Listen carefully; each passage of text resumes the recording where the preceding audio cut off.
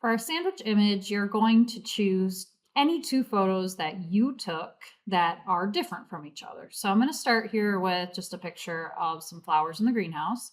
And then I'm going to go File, Open, and open up my second photo. For my second photo, I am going to use just a picture of the cafeteria. Okay.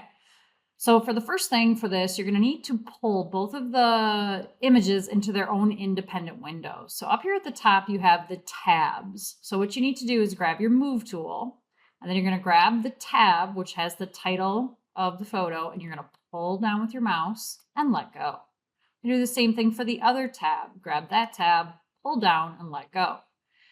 If the photos are really big on your screen, you can hit Control minus to kind of size them down a little bit more. All right, step 2 for this, after you have two photos in two independent windows, you're going to need to find your layers palette. Right now I don't see my layers palette, so I'm going to go to Window, Layers. If you already see yours, it looks like this, okay? This is your layers palette. All right, step 3, what you're going to do is pull one photo on top of the other photo, and it doesn't matter which one you pull on top of which.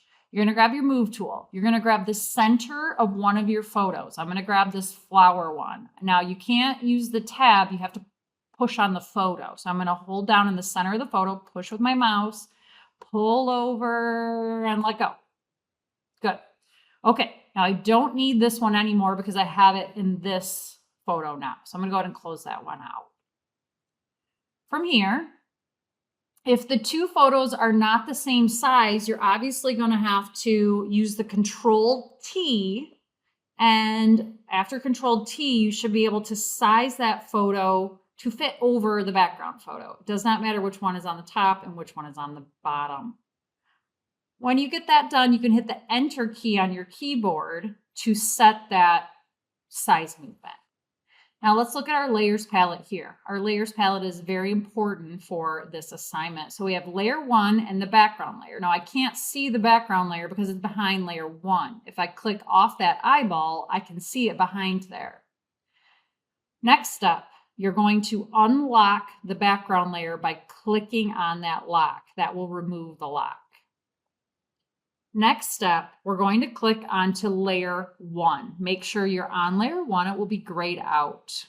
Then from there, all you're going to do is apply a blending mode. The blending mode can be found in the drop down here where it says normal.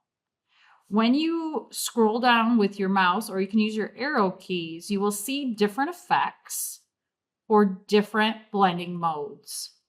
Now you want to choose something that has good contrast, looks kind of cool or dreamy, and something where you can see visibly both of the images.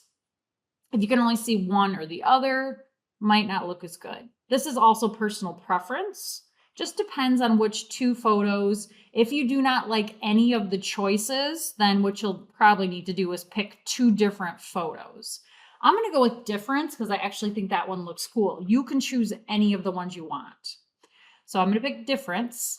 And then from there, the last step is consider changing some of the elements on either of the layers. So if I go to layer 1, I can click on that. I could maybe adjust the hue saturation. Okay. Now these are all personal choices you can make. You can change anything that you want. Maybe I'll go with that and hit OK.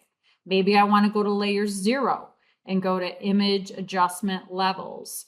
And if I play around with the levels a little bit, I can change how that photo looks. So after you apply that blending mode, feel free to play around with any of the settings, make anything more contrasty, whatever layer you're on, that will be applied. That's it. When you're done, you're going to go to File, Save as a Copy. You want to save it on your desktop and make sure that is a JPEG file. Put it in your unit for grading.